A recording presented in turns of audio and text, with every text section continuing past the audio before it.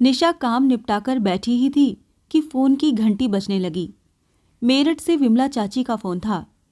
बिटिया, अपने बाबूजी को आकर ले जाओ यहाँ से। बीमार रहने लगे हैं, बहुत कमज़ोर हो गए हैं। हम भी कोई जवान तो हो नहीं रहे हैं, अब उनका करना बहुत मुश्किल होता जा रहा है। निशा बोली, ठीक है चाची जी, इस रविवार को आते हैं। बाबूजी को हम दिल्ली ले आएंगे। बाबूजी 3 भाई हैं, पुश्तैनी मकान है, तीनों वहीं रहते हैं। निशा और उसका छोटा भाई विवेक दिल्ली में रहते हैं, अपने अपने परिवार के साथ।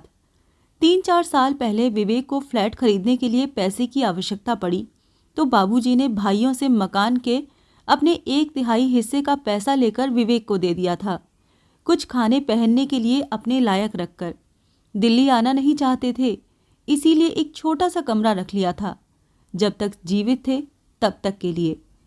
निशा को लगता था कि अम्मा के जाने के बाद बिल्कुल अकेले पड़ गए होंगे बाबूजी, लेकिन वहाँ पुराने परिचितों के बीच उनका मन लगता था। दोनों चाचियां भी ध्यान रखती थीं। दिल्ली में दोनों भाई बहन की गृहस्थी भी मज़े से चल रही थी। रविवार को निशा और विवेक का ही कार्यक्रम बन पाया मेरठ जाने का। निशा के पति अमित एक व्यस्त डॉक्टर हैं, महीने की लाखों की कमाई है। उनका इस तरह से छुट्टी लेकर निकलना बहुत मुश्किल है। मरीजों की बीमारी न रविवार देखती है और न सोमवार। विवेक की पत्नी रेनू की अपनी जिंदगी है, उच्च वर्गीय परिवारों में उठना बैठना है उसका।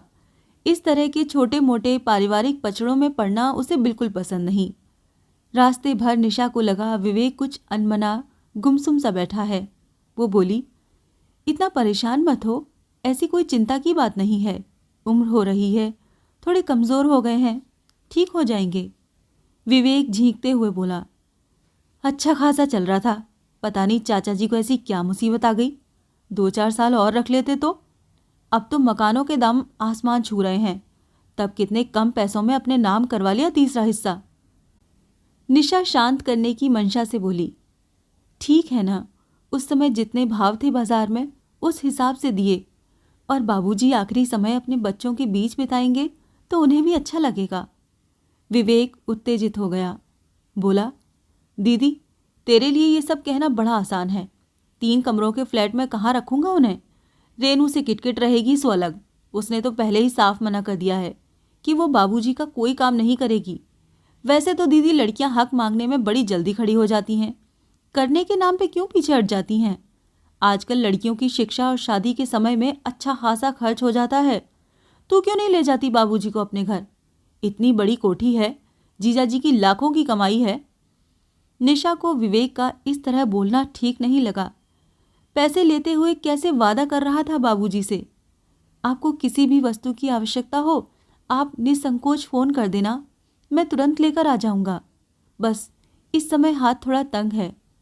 नाम मात्र पैसे छोड़े थे बाबूजी के पास, और फिर कभी फटका भी नहीं उनकी सुध लेने को। निशा बोली, तू चिंता मत कर, मैं ले जाऊंगी बाबूजी को अपने घर। सही भी था, उसे क्या परेशानी, इतना बड़ा घर, फिर पति रात दिन मरीजों की सेवा करते हैं। एक पिता तुल्य ससुर को आश्रय तो दे ही सकते हैं। बाबूजी को देखकर उसकी आंखें भर आईं। इतने दुबले और बेबस दिख रहे थे।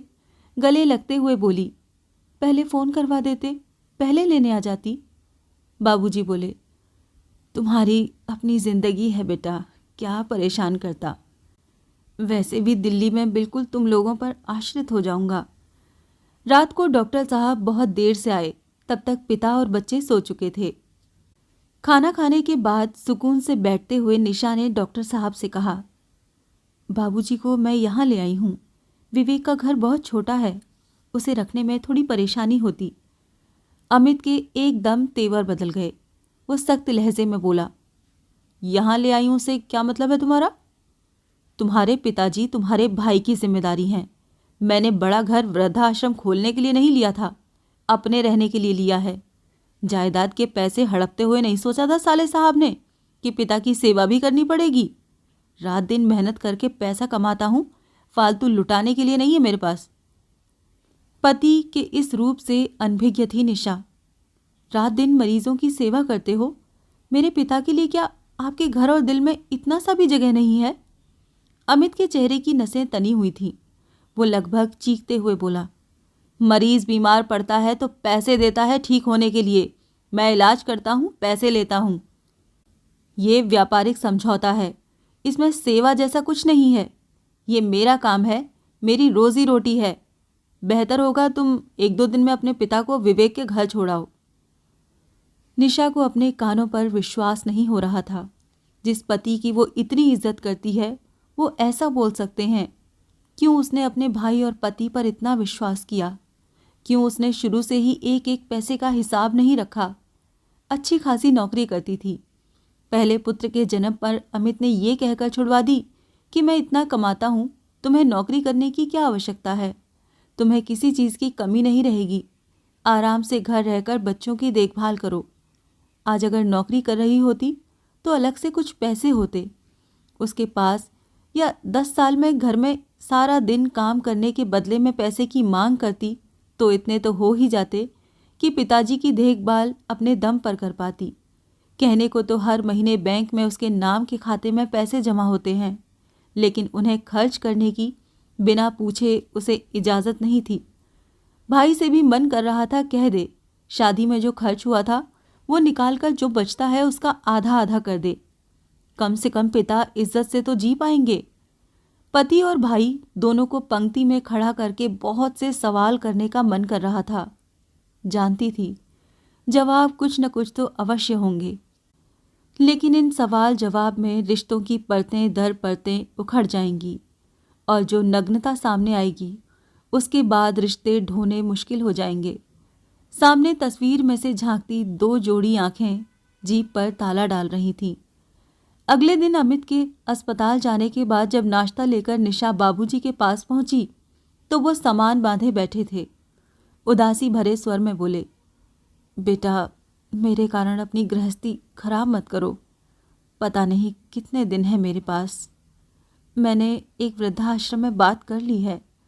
जितने पैसे मेरे पास हैं उसमें मुझे वो लोग रखने को तैयार हैं। ले, ये पता ले और तू मुझे वहाँ छोड़ा और निश्चित होकर अपनी गृहस्थी संभाल।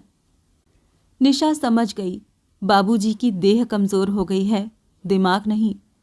दामाद काम पर जाने से पहले मिलने भी नहीं आया। साफ बात है ससुर का आना उसे अच्छा नहीं लगा। क्या सफाई देती? चुपचाप टैक्सी बुलाकर उनके दिए पते पर उन्हें छोड़ने चल दी। नजरें नहीं मिला पा रही थी, न कुछ बोलते बन रहा था।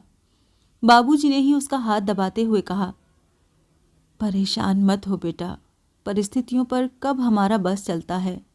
मैं यहाँ अपने हमउम्र लोगों के बीच खुश रहूँगा। 3 दिन हो गए थे बाबूजी को वृद्धाश्रम छोड़ कर आए हुए। निशा का न किसी से बोलने का मन कर रहा था और न कुछ खाने का। फ़ोन करके पूछने की भी हिम्मत नहीं हो रही थी कि वो कैसे हैं। इतनी ग्लानि हो रही थी कि किस मुंह से पूछे। तभी वृद्धाश्रम से फ़ोन आया कि बाबूजी अब इस दुनिया में नहीं रहे। 10 बजे थे। बच्चे पिकनिक पर गए थे। 8-9 बजे तक आएंगे। अमित तो आते ही 10 बजे तक हैं। किसी की भी दिनचर्या पर कोई असर नहीं पड़ेगा। किसी को सूचना भी क्या देना। विवेक ऑफिस चला गया होगा, बेकार छुट्टी लेनी पड़ेगी।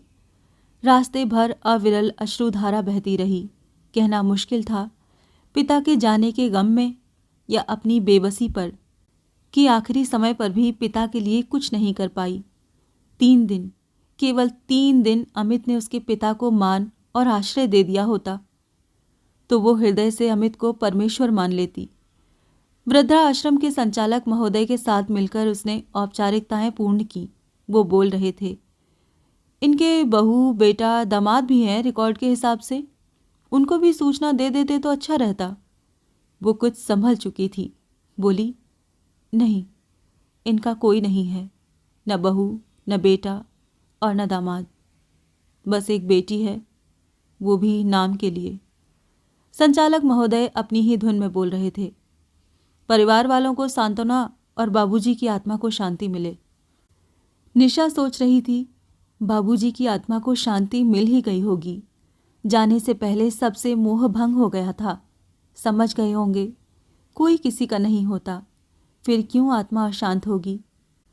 हाँ, परमात्मा उसको इतनी शक्ति दे कि किसी तरह वो बहन और पत्नी का रिश्ता निभा सके।